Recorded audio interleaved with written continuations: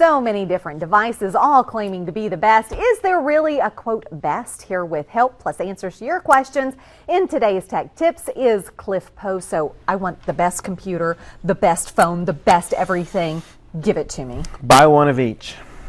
Wow. You know, I'm going to go broke. There you go. It really depends on what you need.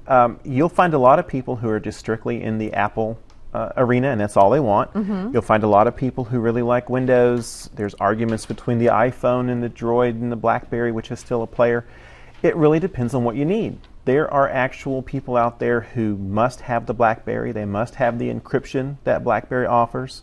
They must have that disinterested third party handling their email for them. So by virtue of their vocation, they can't give up their BlackBerries. There are a lot of people who love the iPhone for different reasons. It's very restrictive. They don't let you branch out and get too creative, where the Droids will. But by controlling that computing experience the way Apple does, you're certain of getting the same enjoyable experience between all the Apple devices. You go out and buy 10 different Droid devices. They're so customized and so different from one another that it's almost like using a different device. So do you buy one Apple, one Droid, and one BlackBerry and say you've got your bases covered? No. You find out what you want the device to do. Okay. What do you need it for? And then you go out and you actually go in the store and put the device in your hand. Use it for a few minutes. Get your hands on it and see what it's like. And most of the stores do offer that. They will. They'll let you do that. And a lot of times, you know, those displays are dead. You say, look, I want a live one. Give me a live one and let me look at it. Right.